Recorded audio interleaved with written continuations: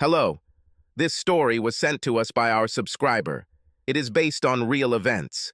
Please support it with likes and write words of support in the comments.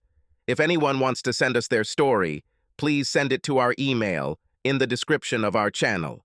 Have a good listen. Time marches on. My name is Zachary Zach Carston. I retired from the United States Air Force as Lieutenant Colonel in 2007 after 26 years of service. 17 years later, I think it is now time to tell my story. I grew up in a suburb of northwestern Chicago, had a typical childhood, and I have no complaints.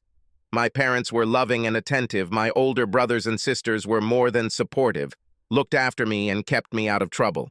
I was a decent student, but hitting the books at the time was not a strength of mine. Let me note that I did okay in spite of my rather paltry efforts in the classroom.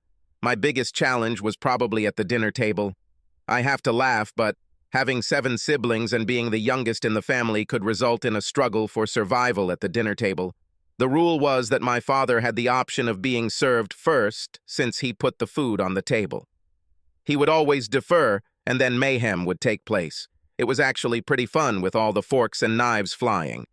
Dinner time in our house was lively. We all talked about our day, and my parents always made sure we were well taken care of. The one area that I excelled at was sports and athletics. Do not ask me why, but I always seemed to have a sixth sense on a field or court on where to go with a ball or do something to support a teammate. I played football, baseball, and wrestled for my high school team. I also played intramural basketball, tennis, and even dabbled with the judo club. I always enjoyed sports. I was good at them, had some success, and it appeared that sports might be a way to finance my college education. At the time, I was considered to be big for a fullback and linebacker. At 6'1" and 205 pounds, I was strong and fast. My senior year of football went extremely well for me. Our team made the playoffs, made it to the state championship game, but lost in the final moments.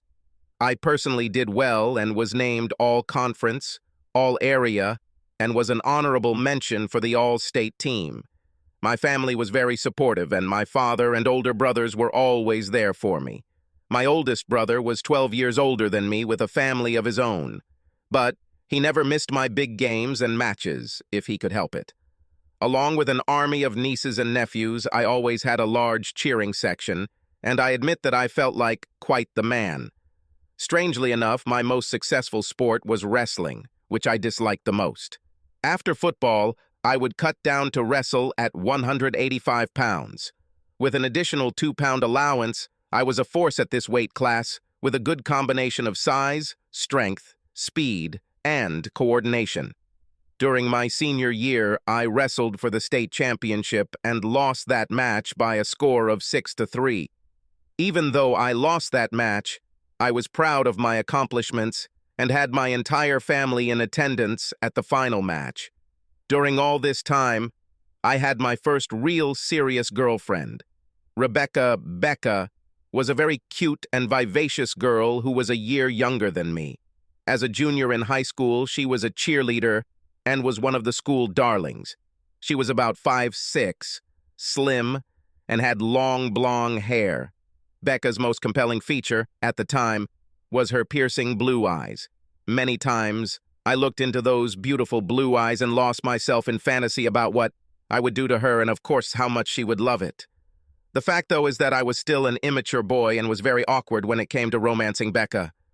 Things were great, and there was plenty of kissing and petting, but it did not go further than that. I wanted it to go further. I think Becca wanted it also, but I just did not know how to proceed further. My senior prom in 1981 went well, and Becca and I were there as a couple. Later that night, after the conclusion of the dance, we were at a party. After having too much alcohol, we were making out in the back seat of my father's vintage Cadillac. Things began to progress. My father was very prideful of the car he restored, and he allowed me to drive his car for this big night. During this event, Becca told me, "Sam, I want to go all the way with you tonight, and I really do love you." I quickly answered that I wanted her also, loved her, and thought that I was ready for whatever would happen. Now, of interest is that when I cleaned my father's car to get ready for the prom, I found a package of condoms in the glove compartment. Evidently, my father and my mother apparently also had some amorous activities in the car, and I made a mental note in my mind that there was protection in the car. I was not sure that protection would be needed, but I was hoping that it would be. Like the experienced Casanova that I was, Becca and I began to get into some hot and heavy action in the back seat of the car. We laughed often about it afterwards, but she noted that I probably gave her the best 30 seconds of her life before we finished this initial encounter. Our next encounter went much better, and I was able to give her, as she put it, a good time, and both of us were quite satisfied. One thing made me stop and think. I always heard stories about women losing their virginity, bleeding, and initial pain. But Becca did not have any of those issues. I asked her if she was okay, and she then sheepishly told me that she was not a virgin. Becca had been in a sexual relationship for over a year when she was sophomore, and her boyfriend was a senior. She had plenty of sexual experience, but did not want to spoil it for me. I wrongfully assumed she was a virgin when she was not. This revelation shook me, and my confidence took a shot. Becca quickly assured me that I was more than adequate, and if anything, she wanted more of me. I, of course, was up to this challenge, and we decided to go for one more ride before heading home. During the throes of passion, the condom broke, and I did not notice it until after we finished. Becca was worried but thought we would be fine due to the timing of her cycle. That being said, she was less than happy with me when we looked at the condom packaging from the protection that I had taken out of the glove compartment. Both of us were shocked when we read that the condoms were almost 5 years old and should not have been used due to time limitations. But I was a young punk, and what did I really know? During all of this time, I was preparing for college and had been offered athletic scholarships at several Division II state schools, where I would play football and maybe have the opportunity to wrestle as well. I was pretty sure that I would go to a state school in Western Illinois, and hopefully Becca would go there as well when she graduated a year after I did. 8 weeks after the prom, Becca and I were doing great, and I had invested in newer protection. Becca and I went at it whenever and wherever we could. I usually got home from school 2 hours before my mother and father. Becca and I went at it in just about room of the house, except my parents' bedroom and the kitchen. Say what you want about youth and romance, but my feelings for Becca were intense and intensified even more as a result of these activities. Following the conclusion of the wrestling season, I was working out all the time but had also gotten a job delivering pizza 3 nights per week for a popular restaurant with one of the older family cars. At this point in time, it was basically just me and my parents at the house. I could drive the oldest car anytime I wanted, and they let me use the car for my delivery job. To this day, the amount of money I received through tips and the delivery fee was great for an 18-year-old boy. Approximately 8 weeks after the prom, Becca came to me in tears and told me that, "Dee, we need to talk." The gist was that she was more than 8 weeks pregnant and would be having a baby at the end of 1981. I was going to be a dad at the ripe old age of 18, and her at 17 going on 18. I was in a state of shock and did not know what to do. Later that night, I told my parents, and they were in shock. But they were also calm and did not explode in anger or make any terrible accusations. My mother looked at me and said, "I know exactly what is going on. I was also 17 when I had your oldest brother. I am ashamed, though, that we did not better prepare you and educate you better to protect yourself and Becca. This is a tough situation to be in, and we will need to make plans. Becca is going to be the mother of our grandchild, and we want to support you." My father listened this whole time, and he then shook his head in approval to me after my mother concluded talking. I talked to Becca, and she told her parents about the pregnancy. They were not quite as supportive as my parents, but were not overall negative either. They tried to stay positive and suggested we all needed to get together and talk. It was on a Friday night that we all got together for the proverbial powwow. There was never any discussion or consideration of a termination. Becca noted she could not have a termination or live with it if she were to have such a procedure. Both sets of parents noted any decisions were up to Becca and me. They did note that times were changing, and we did not have to get married due to pregnancy. That did not mean we were not responsible for the care of the child, but marriage would not be automatically required. Support to us was promised regardless of whatever decision we would make. Becca and I had a series of discussions over the next several weeks. Giving up the baby for adoption was one option we strongly considered, but both of us decided we would not be able to live our lives not knowing what happened to our child. Becca was adamant that I should not give up on my athletic scholarship or college education. She thought my having a college education would be critical for all of us, regardless of what direction we decided to take. The bottom line, though, is that I deeply loved Becca and wanted to be there for her and my child. The issue is that I had no skills and limited job opportunities. One night I was talking with one of my brothers and noted my ongoing concern. He was quiet for a minute and then asked me if I had considered the military. He suggested I consider the Air Force, since he had served in the Marine Corps right out of high school. They would train me, educate me, and help me provide for my family. He noted I would have access to medical care for my family, housing, and a regular paycheck. I would not get rich, but would be able to take care of my family. During that week, I talked with Becca, and she said that she loved me, would marry me, and go with me wherever I was stationed. After this discussion, I talked with my parents about this. They were supportive and noted that it was important that I continued my education in order to better support my new family. I told them the Air Force would give me this opportunity, and they accepted my decision. I then went to see her parents, explained the situation, and requested their permission to marry Becca. They agreed and gave us their blessing. They were not exploding with enthusiasm, but did give us their support and were excited about their first grandchild. I was still finishing high school, but went through the enlistment process with the Air Force. After the test, physical examination, and processing, I was scheduled to go to USAF basic training in September or October, and then to an additional technical training school around November. I was excited that I had a guaranteed job in weather and meteorology, since this was a difficult area to get into, and I had luck with timing and job selection. I finished high school and received my diploma in June of 1981. My future wife, Becca, had dropped out of high school but was getting her GED, and she did plan on furthering her education also. The plan was that we would get married after I finished basic training and prepare for the baby in our future. She would be with her parents while I was in technical training and would join me at my first duty station. Things were going well, and we seemed to have a good plan. The rules and procedures have now changed since that time, but I got married to Becca before I left for basic training. My recruiter was less than pleased since it required additional paperwork and approvals. When I explained the situation to him, he went out of his way to help me and get the paperwork approved. When I went to basic training in October, I was a married man, and Becca would have access to medical care for both herself and the baby. Also, before I left, my father and I took a trip to a questionable neighborhood that he was aware of.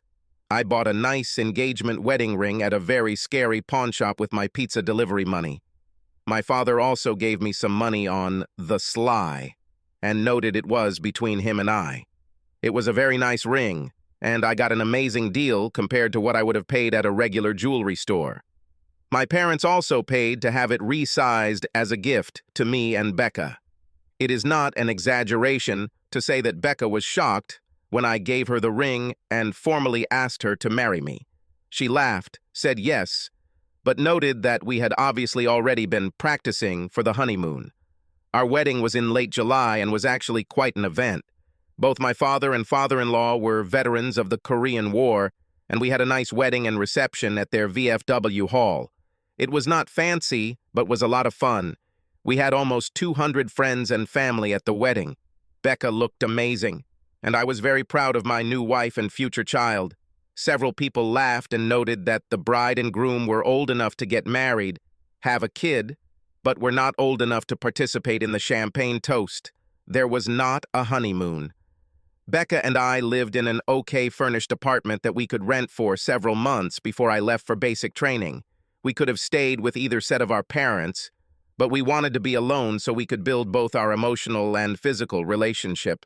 Suffice to say that we spent a lot of time building our physical relationship. It was a great time, but I prayed every night during this time that nothing would go wrong since neither of us had medical insurance. Times are different now, but I was 18 and no longer in school. My father's medical insurance did not cover me. Becca probably would have been still covered under her family's insurance since she was only 17 at the time, but she was married and pregnant. I just hoped nothing would happen. In early October, I left for USAF basic training. It went well, and I finished as an honor graduate. My parents were there with Becca, and I was very happy to see them all. Becca was obviously showing at this time, and several of my Air Force comrades teased me about being a daddy at the age of 18, and that Becca was too hot to marry a schlub like me. I had 2 days with my parents and Becca in San Antonio, including one night away from the base. I was embarrassed that Becca and I had our own hotel room with my parents next door. My father noted to me that I was now a married man, and I had nothing to be ashamed of by being alone with my wife. It was obvious that she loved me. He hoped that our reunion would go well. Let me just say that our night was magic. I had not seen Becca for 2 months. It is not an exaggeration for me to say that she learned that I could indeed be quite the man. Bound. Before basic training, I had filed the required paperwork, and Becca now had medical care and military benefits. We were looking forward to my finishing technical school and getting our first assignment where we could be together. It was during technical training that I had my first initial concerns. Becca did not do well in my absence. Her feelings were understandable, but there was nothing that I could do. The training course was 8 months, and I was not there for the birth of my first child. My parents and her parents were there, and I was very pleased to receive the update and Polaroids of the new baby, a beautiful daughter named Jessica. I was very proud of my wife and daughter. Becca and I talked on the phone as much as possible, and she was sarcastic with me over the phone, asking if I was doing well with my married life, but without the work and responsibilities that went with it. It was a tough situation, but we worked through it. She visited me with the baby several times over weekends and when I had a short class break. It was so good to see her and Jessica, and seeing them leave was even tougher. I was not making a lot of money at this time, so plane tickets were hard to afford. Several times she drove to the training base with her parents and my parents, and that did work out well also. She had also turned 18 at this time, so she now could at least do things like apply for a credit card. The great news was that our first assignment was in West Germany. I got a nice leave after technical school, had a wonderful time, and had a joyous reunion. We planned for the assignment and also learned we would probably have access to base housing instead of renting an apartment in town. This was good since Becca would be able to make friends easier and have a support structure. We were stationed in Germany for 4 years, and we had an amazing time. Becca looked great, and Jessica was growing so fast. For those of you who were stationed in Europe during the 1980s, you will hopefully recall the USAF sports leagues, United States Air Forces in Europe. I played football, wrestled, and did some boxing and judo as well. I developed an interest in martial arts through this exposure and still participate in martial arts tournaments and events to this day. The Air Force treated me well, and I did work on extending my education through CLEP tests and taking courses at the Base Education Center. Combined with the college credit that I received for basic training and technical training, I was in good shape toward earning my college degree. During these years, I also received several promotions and became a staff sergeant.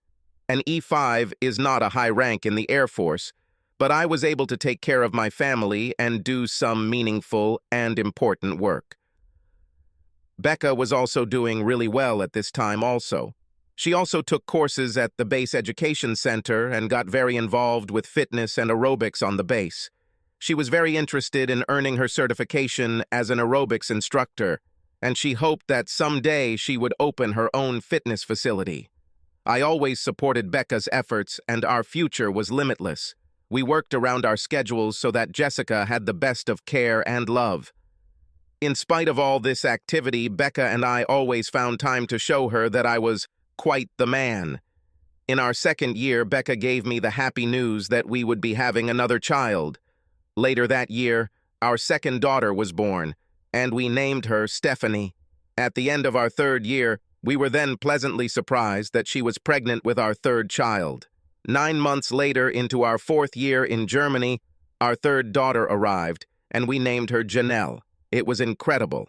I was only about 23 years old, but had a beautiful wife, 3 amazing daughters, and a promising professional future. Things were looking good. After 4 years, we received a new assignment to Nellis Air Force Base in Las Vegas. We really looked forward to our new base in such a nice area. The base was wonderful. My job was going well. The climate was incredible. Becca was happy, and the girls were doing great.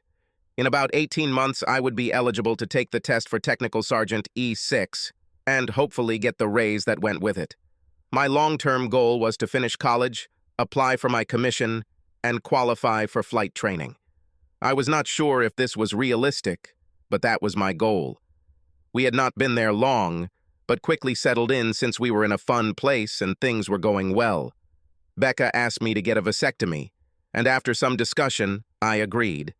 Having Becca on a regular basis and being able to shoot for the skies was something that I was completely in support of. Becca had also gotten a job as an aerobics instructor for several fitness facilities in the area and was doing well. Becca looked great after having 3 daughters and taking care of her family. Being as young as she was allowed her to get back into shape and get even fitter. One day, Becca came to me and noted she was very pleased with her life, but had some self-confidence issues with her body. Her biggest issue was her breasts. After 3 children and extensive breastfeeding, her breasts were no longer as wonderful and full as they once were. I had no issue or concern with her breasts, but she asked for my permission to have a breast enhancement procedure. It was expensive, but we could swing it through monthly payments and budgeting. I admit that I was intrigued by some of the before and after photos she showed me, and I looked forward to some very passionate nights with her in various outfits. Becca was pleased when I gave my approval, and the procedure was scheduled. After Becca grilled me, I admitted that larger implants would be my preference. Becca smiled and told me that I would go crazy when I saw her with a huge rack. Becca had the procedure and had large double D implants. She really looked incredibly hot and sexy with her new figure and sultry look. Because of her new look, Becca also began to dress more provocatively and show more of her hot body and figure. I was really into her. Our nights were hot, and she was also more than into it. I had no complaints. Being in Vegas, she had the perfect look for that town and fit in well with the glitz and glamour. The only concern I now had is that Becca had made several new friends through her fitness work that were into partying, clubbing, and living what I saw as a single and wild lifestyle. Becca told me that I had nothing to be worried about. She never had the chance to go out since she was so young when she got married and then had 3 children by the age of 22. She asked me if it was really a big deal that she would go out with her friends once or twice per month to have a few drinks and have a good time. I told her that I had no issue with her going out for dinner, going to a movie, etc. But I told her it was inappropriate for her to be in clubs, wearing revealing sexy clothing, drinking to excess, staying out very late, and dancing and flirting with other men. She listened to me, but still continued with what I saw as disturbing behavior. I do not think she was physically cheating, but she was acting in a way that a married woman with 3 young daughters should not. One night she came home very intoxicated, and she was acting in a strange manner. I believed she had ingested some type of drug. We talked the next day, and she admitted that she had snorted cocaine for the first time offered to her by some guy in a nightclub. She was completely hammered, made out with him on the dance floor. He felt her up, and then tried to get her to spend the night in a hotel with him. She said nothing serious happened, but my hair went up and I was very upset. Besides what I saw as cheating, I was in the Air Force. If she was caught or involved in a drug-related incident, I could face severe consequences. She could be barred from the base, or we could be kicked out of base housing. I was coming up for examination and possible promotion to E6, and something like this could impact my promotion and even potentially remaining in the Air Force. It was a tough day. I told her that she was a married woman and that if she wanted to stay with me as my wife, then her partying and clubbing days were officially over. If she wanted to continue that lifestyle, then we would split, and a judge would decide on what would happen next. She was very apologetic and promised this would not happen again. I think this might have been a wake-up for her. Things did get better, but there was still an undercurrent of tension. Later that year, Becca began to teach aerobics at a gymnasium and fitness facility owned by a local bodybuilder named Paul. He was a handsome man with a chiseled body. He was only about 5'7" tall, but was seen as quite the stud. Paul was in his 30s and quite a bit older than me. He was divorced with 2 children from an earlier marriage. He was actually a likable person, and his employees and clients respected him. Becca enjoyed working for him, and Becca's classes and approach to fitness and aerobics expanded his business. He was glad to have her as part of his business, and they worked together on a closer and closer basis. One time, Becca told me that Paul had asked her to pose for some photos in beachwear that would be used to advertise his gyms and fitness facilities. I was not a huge fan of this opportunity, but she told me she wanted to do this. She could make some extra money. And there was a need for figure models in Las Vegas. It was only beachwear photos, so that should not be an issue. That being said, my jaw hit the table when the advertisements came out with the photos. There were several photos of her and Paul, with him holding her in his arms, while she looked adoringly at him. She was in a very revealing bikini and did look great. I was actually less than impressed with Paul. He was in some type of weird swimsuit that actually did him no justice in the manhood arena, if you know what I mean. The night I saw the advertisements with the photos was an ugly one. I told Becca the photos were disrespectful to me and our marriage. Her answer to me was that I was jealous over nothing. They were just beachwear photos, and I was just jealous of Paul because of his physique. I did laugh at this and told her that I could crush him as the little guy he was. In fact, I told her that maybe Paul and I should have a little talk. When I finished with him, maybe she would not think he was so appealing if he had no teeth to go with his less than impressive manly assets. Becca told me nothing was going on with Paul, and I was imagining things. I began to feel uncomfortable with their expanding relationship. Becca seemed secretive and was often out of the house at odd hours. She claimed it was work-related, but I did not buy it. We had always worked well together on juggling our schedules to support our daughters and their activities. But now there were problems, and she would be gone without explanation for several hours at a time. Her explanations were weak, and I almost think she did not care what I thought. Things began to get stranger, and to me, it was clear that Becca had something new going on in her life, and I suspected it was Paul. She consistently denied it, but I had seen them together, and I was uncomfortable with their exchanges and interactions. I was not sure if a physical affair was taking place, but I was very uncomfortable with where this was heading. The key concern driving much of the discord continued to be that Becca did not do well when I was away, and she had a hard time being alone with only the kids. I had been deployed several times or sent on temporary duty, TDY assignments. My being away from home was tough on Becca, and she often complained about being lonely, missing our intimacy, and being a family. In 1986-1987, I was assigned to a 9-month TDY, and Becca was saddened. She wished me a good trip, but told me outright she did not think she could wait for me. She did tell me she loved me.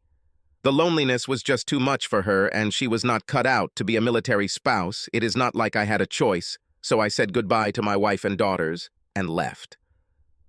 About 3 months later, I received the proverbial Dear John letter. Becca told me she could no longer handle being so lonely and had fallen in love with Paul.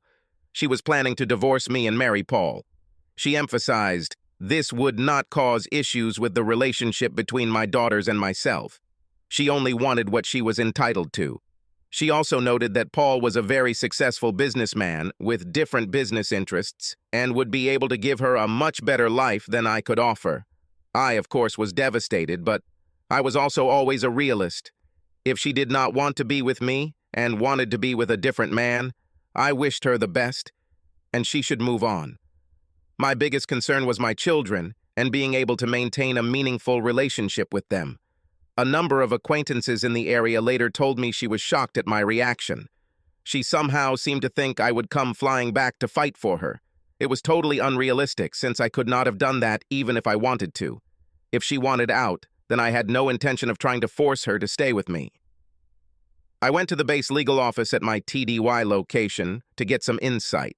The office was basically a tent, but the one attorney on the base noted the Air Force could not represent me in a divorce. He gave me the name of an attorney he knew in Vegas who had a family law practice. Please note this was in the 1980s, and there were no mobile phones, internet, email, apps, etc. Communication at this time was all by written correspondence or a landline, and time delays were a concern. My attorney requested a continuance at a hearing until I was able to rotate back home and could work with him to protect my interests. To my wife's chagrin, several continuances were requested and approved. She had been hoping for a quick divorce so she could move forward to marry Paul. I did not have a lot of assets, but she was trying to make claims on my pension, our modest savings, and a request for spousal support. I was shocked at some of her claims. As one example, she claimed that Pell Grants given to me to finish my education should be included as part of my compensation for the purposes of spousal support calculations. One positive is that she encouraged my daughters to write to me during my TDY, and she apparently did not badmouth me in any way. She did not shy away from the truth with her daughters. She told me that she'd grown apart from me, could not handle the separations, detested the military spousal lifestyle, and had fallen in love with another man. Our daughters were saved, but there was not much I could do until I got home. Becca had moved out of base housing and in with Paul. He had a large, spacious home, and he had things that I could not offer. For example, each girl now had their own room, which was a big plus for all of them. They missed me, but they were young girls and did not fully understand the whole situation. I rotated back to the base and then worked with my attorney to protect my daughters and my own interests. A meeting was held with me and my attorney and Becca with her attorney. I was less than pleased that Paul was there also. Becca did not look me in the eyes and kept looking away. Paul sat out of the way and did not make any comments. He was apparently there as a support to Becca, but he was not involved in the negotiation in any way. Virtually all of my wife's demands were not going anywhere. We were married for less than 10 years, so she had no claims on my military pension. Her calculations of my salary were also flawed and included numbers that could not be included, such as my receiving PEL grants for education. The upshot of it was that the girls would be covered by me for medical, I would pay child support, and we would divide our moderate savings. We had about $8,500 in savings that we had been putting aside to someday buy a home. After more discussion, it was decided she would receive all of the savings in exchange for relinquishing all claims to spousal support. The only comment that Paul ever made at the time was that he had plenty of money, and this small amount of money would not make any difference. We did agree on a parenting schedule. Becca was the custodial parent, but I would be able to see the girls on weekends and during the week. Becca noted I was a great father, and that I could see the girls whenever I wanted. She had no intention of causing a rift between me and my girls. She told me that her marriage to Paul would not impact how we would work together to parent our girls. She kept her word to help ensure my daughters and I continued to have a close relationship. So, the divorce was finalized, and I moved out of base housing and into an apartment close to the base.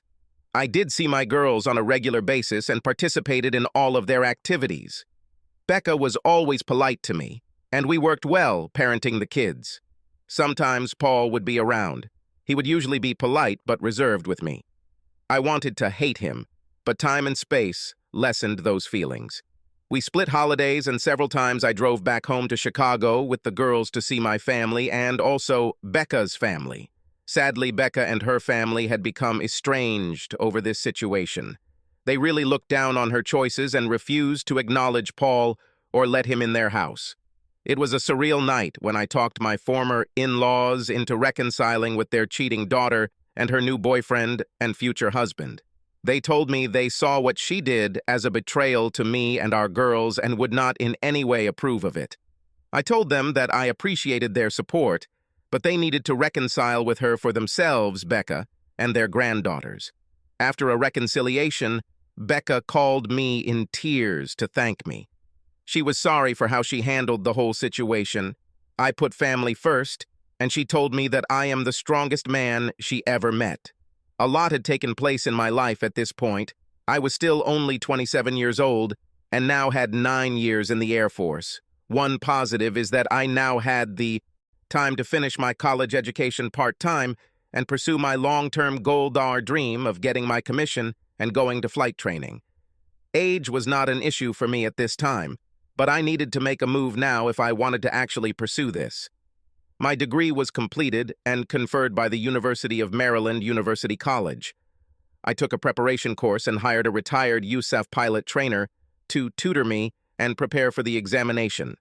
To my intense joy, I scored in the top 5% on the examination and went through several selection and review boards.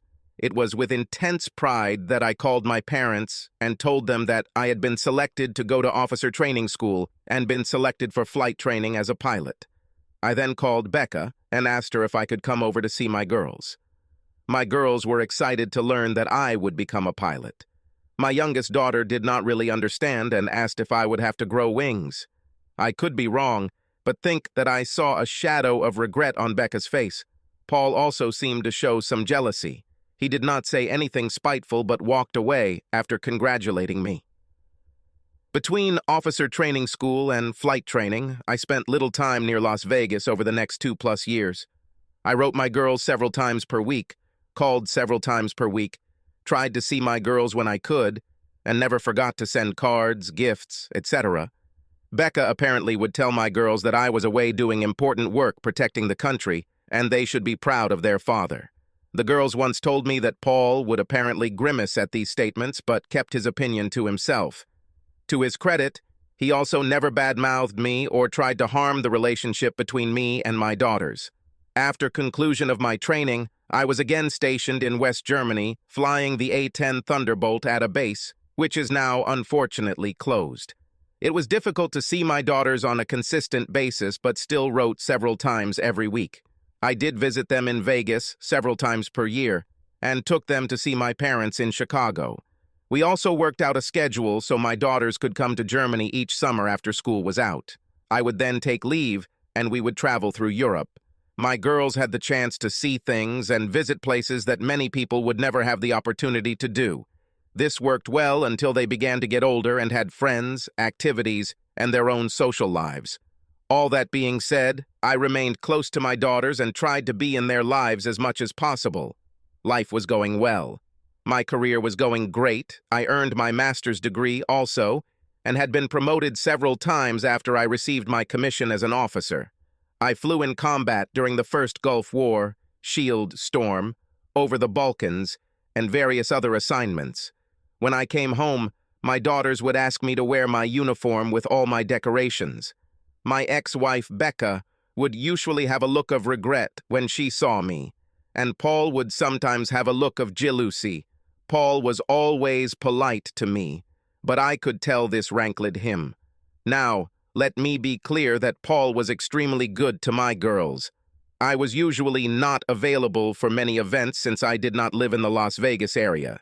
He would be at their events, was the stepfather at daddy-daughter dances, and really supported them. To my surprise, he really was a stand-up guy when it came to being a stepfather. Ironically, he was estranged from his biological kids due to a hostile divorce from his first wife. She had run off with the owner of a car dealership where she worked. The girls were very important to him. In one of our few conversations, he apologized to me for how he and Becca got together and how the situation was handled. He also told me that he loved my girls as if they were his own, and hoped that I did not have an issue with that.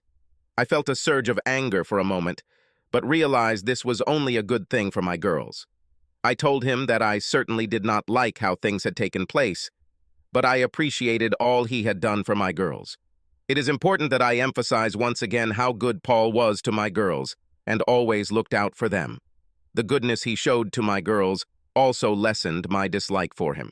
Becca and Paul also had one child of their own, an active little boy named Paul Jr.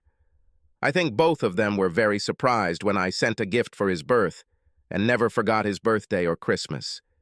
He was the half-brother of my girls, and I felt that I needed to make sure that I did not exclude him because of my divorce from his mother. One time I came in for a short visit, and I was invited to a picnic at a local park with the whole family. My parents and her parents were also there for a trip, and it was a big group. At this point, I had not seen my wife or Paul for several years. Unfortunately, my wife had a haggard and tired look. Paul no longer looked like a handsome bodybuilder. He looked bloated, somewhat chubby, and was a shell of what he had once been. He told me that he prided himself on being a good tennis player. There were courts at the park, and he asked me to play a game. Without bragging, I admit to being proud that I crushed him. He was slow, paunchy, and showed little athleticism. I had now been in the service now for 20 years, was required to remain in good physical condition, and I had always been a solid athlete. My weight was the same as the day I went to basic training. I think Paul was chagrined and embarrassed in front of his family after being completely thrashed. My father gave me a look and told me later on, "Now that is what I call a retribution ass-kicking." Paul also looked less than pleased when Paul Jr. asked one half-sister who I was. He was a little guy and did not understand family dynamics. Paul Sr. was even more chagrined when my girls told him that I was their actual father, was a good athlete, and was a military pilot with a lot of medals. Becca also looked down when she heard this. If I could have, I would have given each of my daughters a $20 bill after hearing this. I had no desire to cause an issue, but will admit to being pleased with the outcome. My girls were all doing great with high school, jobs, activities, college, dating, and getting married. My oldest daughter, Jessica, got engaged, and the wedding and reception would take place in Las Vegas. Her fiancé called me and asked for permission to marry Jessica. He told me that Paul looked like the fifth wheel when she came home to announce their engagement. For some reason, I had some empathy for the guy.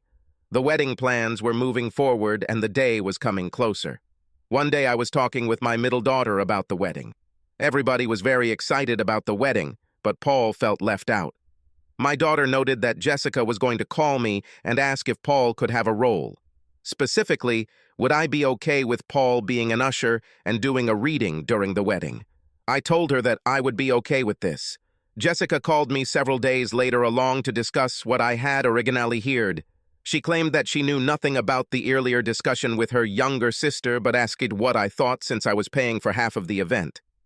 She understood I had animosity toward Paul, but she had known him since she was a little girl. He had always been good to her, and she wanted him to be involved. I agreed and noted it was not an issue. Wedding preparations continued to take place. I took leave, flew in the week before, and planned to stay about 2 weeks. I rented a very nice hotel room in town and did plenty of swimming and saw my family and friends. It was a really great time. The night before the wedding, we went through the rehearsal. Do not ask me why, but during the practice, it occurred to me that this wedding was for my daughter, and I had to do what was best for her. After the first practice session, we were going to do a quick second run-through. I took Jessica to the side and asked her if she saw Paul as a father figure. She told me directly that she loved me as her father, but had always seen Paul as a second father. I asked her if she had originally wanted Paul to walk her down the aisle and if I had failed her as a father. She looked at me, gave me a resounding no, but then noted that if I was not in her life, he would be her choice.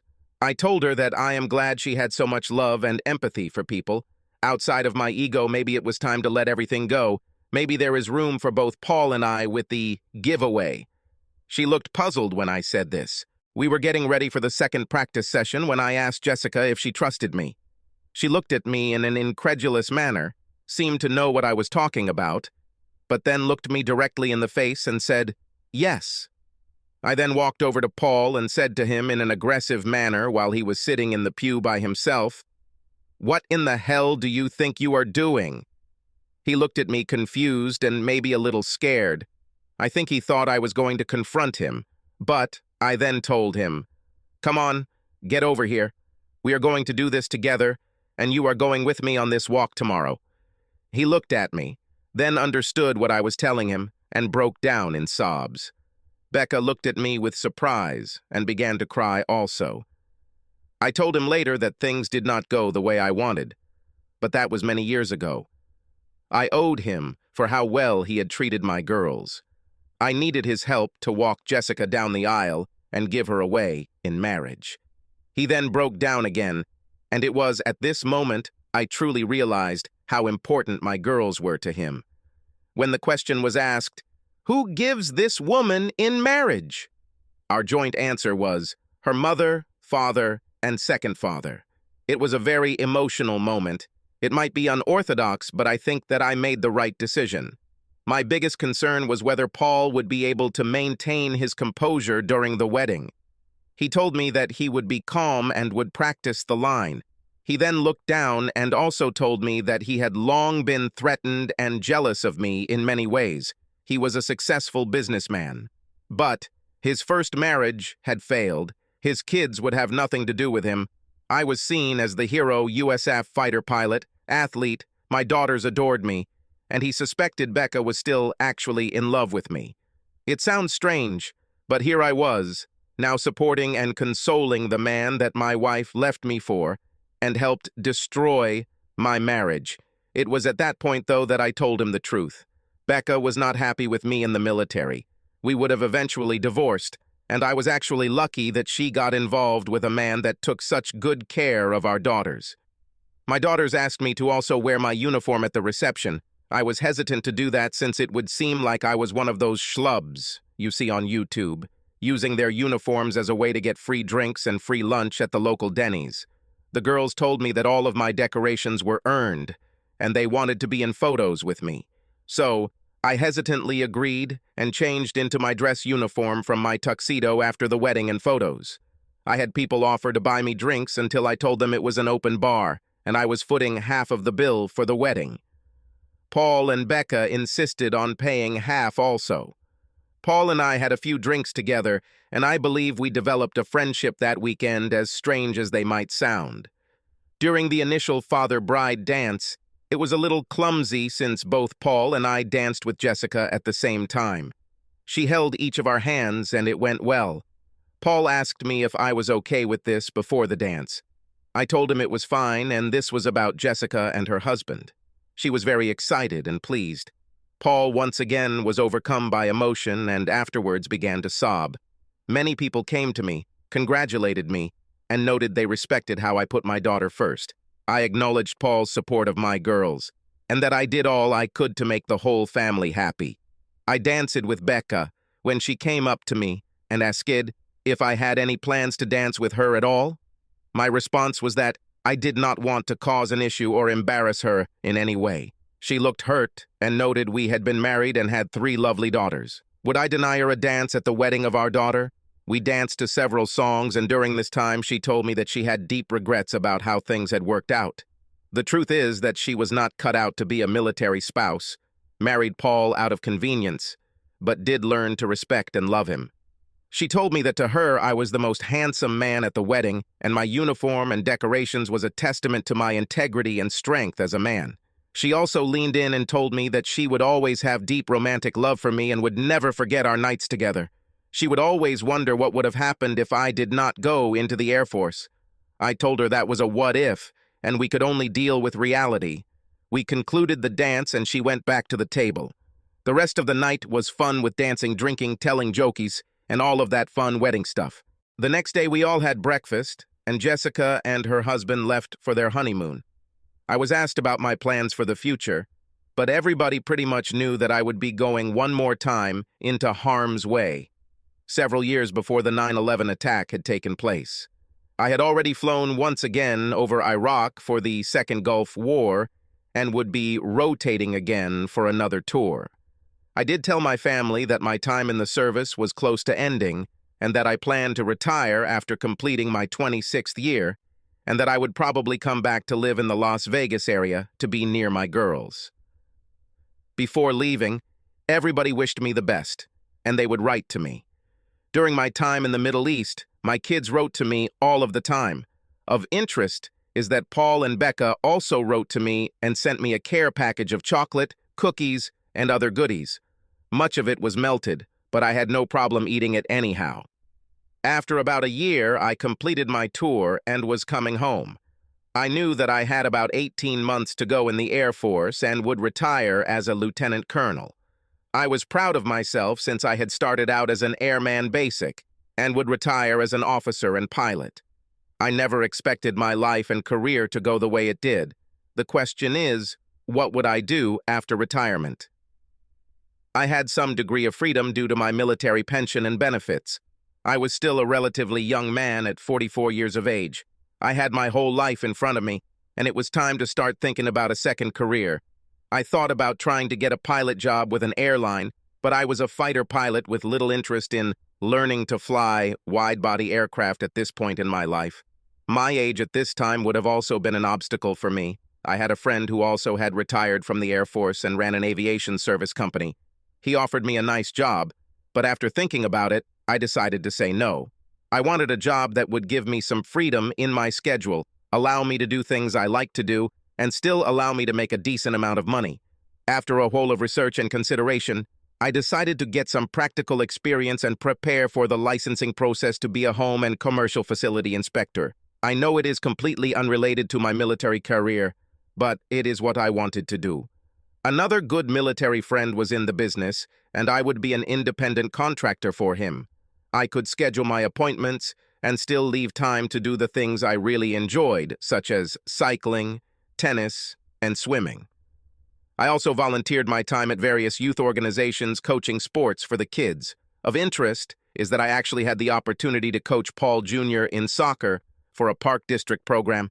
He was a very solid player, and I enjoyed being able to coach him. The parents of the kids on the team were very surprised when they learned that I was coaching the son of my ex-wife. All that being said, life was good, and I had no complaints. I retired from the Air Force in 2007 and moved to Vegas to start my second life.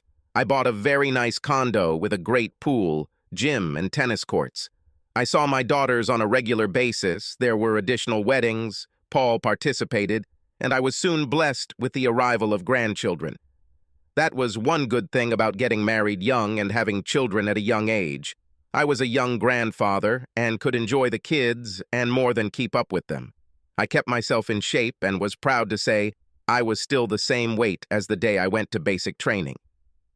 Becca was also doing well. With the girls on their own, she got back into fitness and really looked great. She laughed that she also had a breast augmentation tune-up, and things were looking both very large and perky. One time I had the chance to see Becca at her pool, and I must admit that I was more than impressed to see her in a very revealing swimming suit. She did look darn good. I was very happy to be in Vegas with my girls. Probably the biggest regret of my life was that I was not always there for my girls due to where I was being stationed and my professional military responsibilities. My biggest fear is that I had failed my girls as a father. Even to this day, I continue to have this concern and just want to do right with my family. Romance had not been an issue or concern for me over the years. I had no problem meeting women in both Europe and in the United States. I continued to be active in the martial arts and met some very attractive and fit women through these events. I had several long-term relationships. I was clear up front with these wonderful ladies that I had no interest in another marriage or children. Having my children so young created a different dynamic for me. Several of the women I met were less than 30 years of age and told me they wanted marriage and children. I had already been down that road and did not want to go that way again. But I had no complaints, and my romantic life was great. All that being said, I never had the type of intimacy that I had with Becca when we first married. I guess it was just our chemistry and youthful energy. Of interest is that, several years before my retirement, there had been an article in the Air Force Times about some of the items pilots brought into the cockpit for good luck. The Air Force generally did not have an issue or concern so long as the item brought into the cockpit did not get in the way or cause safety issues. My good luck charm was a photo of myself with Becca and the girls standing on a beach. In the article was a photo of my cockpit that then showed the old photo of me and my family. I was actually embarrassed when I saw this. I had long been divorced from Becca, and this photo showed a happier earlier time. I never thought much about the article and did not talk about it since I was embarrassed. What I did not know was that Becca saw the article after it was given to her by a friend several years after it had been published. Apparently, Becca was very moved by this photo. We had been divorced for years, but this family photo was the one thing I wanted when I flew a sortie. Becca called me out of the blue, asked to meet with me to discuss our relationship, but did not mention the article. I thought about it for a minute after recalling how sexy and built she looked at the pool, but decided this would not be a good thing to do. I know it sounds strange, but I would not do anything that would cause harm to the family. She called me several times, but I always found a way to avoid a meeting. I think Becca eventually got the message and left me alone. I was not sure if she wanted some type of relationship with me or was just looking for closure. Either way, I decided to avoid that pitfall. Sadly, the years had not been kind to Paul. He continued to deteriorate and had some heart problems. I had always assumed, but did not know for sure, that he was a user of steroids in his youth. I was correct when he told me that he had been a prolific user of steroids when he was younger and was now paying the price. It was sad because anybody who met him now would have never associated him with his bodybuilding youth. Paul passed away in 2012 at the age of 63 from heart disease. In a strange way, we were friends, and I was sad to learn of his death. Becca and my daughters were sad and prepared for his service. The one bright spot was that he had reconciled with his biological children several years before and had gotten to know his grandchildren.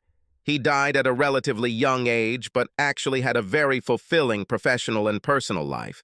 He left behind a very considerable estate. It was shared between my wife, daughters, and his biological children, including Paul Jr. I did not realize how astute he had been in business until I learned how much he left to each person. They would not be able to live the rest of their lives in luxury, but he provided enough for each of them to have a very comfortable life. Becca was apparently living the single life.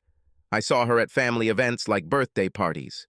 We flew back to Chicago together several times for funeral services for our parents. Nothing ever happened, but I always had the feeling Becca would have been more than into it if I showed interest. I admit that I thought about it since the years had been very kind to Becca since she got back into shape. She continued to have that hot, sultry, top-heavy look that I really liked. I knew from our personal experience and history that we had always been dynamite between the sheets. But I did not want to go to that level. It is interesting how things can work out. I understood that Becca was probably dating, and so was I. It was during 2013, 2014, and both of us were now 50 years old. My daughters had organized a birthday party at a local establishment to celebrate Becca's 50th birthday. I was surprised to be invited. My original RSVP response was no, but my daughters contacted me and asked that I please reconsider. My wife and I did have some good years together and had 3 children. I did reconsider and told them that I would be there. The birthday party would be held at a place that had great burgers and beer, so I would have a good meal and enjoy a few beverages. During the party, a rather large, swarthy man, about 50 years old, came in with several friends. He was sitting at the bar and noticed Becca.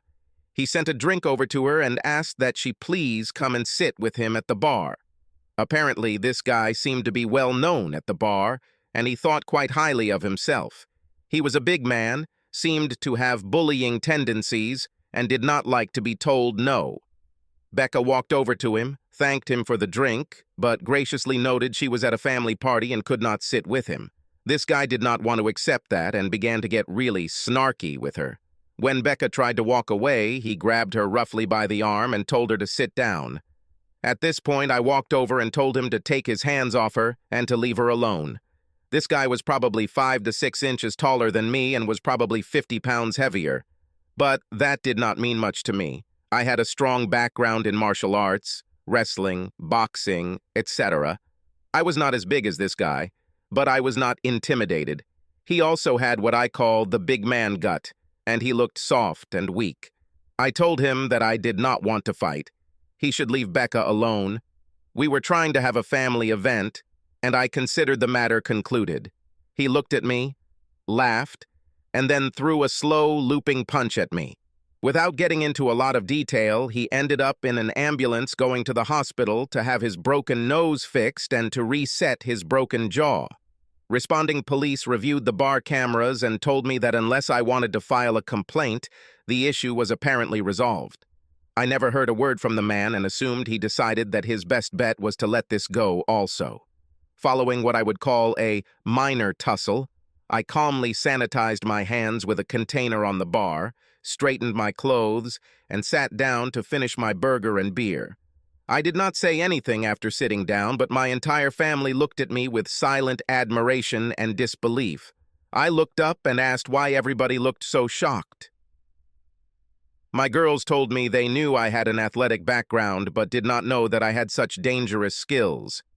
My answer was that the Air Force prepared me for a lot of different things, and I apparently learned something besides flying after 26 years.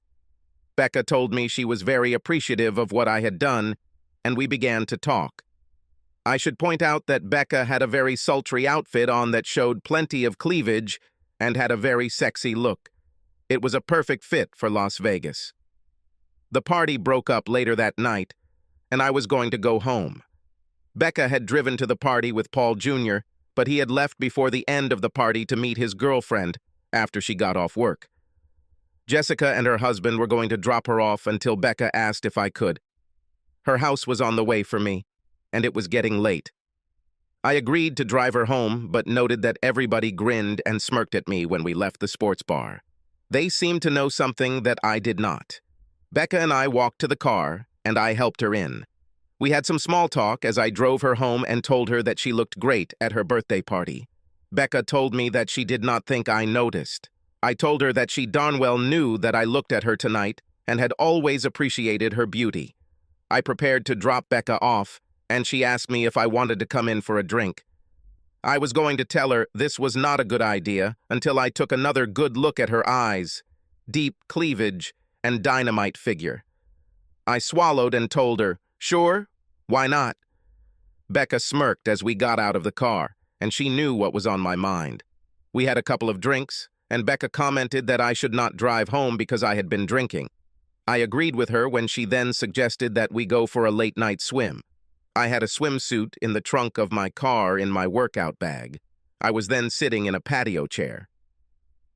I am convinced that my jaw hit the pool deck when Becca walked out in a really hot bikini. Becca was a 50-year-old woman but had an incredible busty figure. Talk about hot. She dove in and asked me to join her. For obvious reasons, I did not want to stand and told her that I wanted to sit and rest for a minute. Becca knew the reason why and told me to dive in when her good old friend would relax and stand down. A minute later, I dove in, and the water was great. Becca had brought out a bottle of spirits, and we had a few drinks together in the pool. We were quietly talking when Becca put her hands on my chest. I am not sure why, but that old chemistry was back. I took her in my arms and gave her a passionate kiss. It had been many years since we had kissed in this way. Without doubt, I never lost passion for Becca, and our chemistry together was incredible. That night was incredible, and it was a real night of passion. We never had problems in the bedroom. That morning, Becca laughed and told me that she learned that I could still be quite the man. I thought about the situation, decided what the hell, and asked her to go out with me on a date. We began dating and had many hot and passionate nights. Paul Jr. was still living at Becca's house, so we did not go there out of respect for his feelings. One day, Paul Jr. came to me and told me that he had no issue with my dating his mother. He laughed and noted that we had already been married and had 3 kids. It is not as if we did not each other already in a variety of ways, including the biblical one. Paul Jr. also told me that his father liked me and would have wanted Becca to be happy. I thanked Paul Jr., but it was still awkward for me to stay over at Becca's home when we were all there. Eventually, Paul Jr. got married and started his own family. Becca and I were going hot and heavy and stayed together almost every night. Being home without any kids, it was almost the same as 1981. Back then, we had nothing but ourselves. We learned that, despite our age, we still had each other and our amazing chemistry. Since I was no longer in the Air Force, We had plenty of time together and separations were no longer a concern. Becca and I had a long talk about cheating and monogamy. We were no longer kids, and she understands that if she were to transgress again, we would be done for good and would go our separate ways. She has explained to me that she is no longer the young girl who made such dumb mistakes. That girl felt lonely, isolated, and felt she had nothing else in her life but to have kids and be alone. That girl did not see the big picture or have maturity and patience. That girl did not appreciate that trust and love was the bedrock of a relationship until she threw it away. But she was no longer that girl. Becca told me she had evolved into a mature woman who understood and appreciated the importance of loyalty, trust, and integrity in a relationship. She told me that her love for me was stronger than ever, and she would never give me any reason to doubt her again. That has proven to be the case now for many years. Later that year, after dating and romance, we had another long discussion about our future. Both of us decided that our initial marriage had ended in disaster, and our current relationship was passionate, hot, and rewarding. Why try to change what is working so well? So we made a decision to date exclusively, enjoy ourselves, but not get remarried. It is now 2024, and it appears that the best thing that ever happened to us was divorce and then getting back together to date exclusively. Strangely, we still have our own places, but we almost always spend the night together. We take vacations together, attend family events together, and basically are living our lives together. The only difference is we are not married and are together because we want to be. We have no complaints, and our relationship is working well for us. I have no complaints, and let me conclude by saying, time marches on. Subscribe to our channel so that your second chaff doesn't cheat on you, and go ahead and listen to the next story, because this story is nothing compared to the next one. If you're under 18, don't even think about listening to the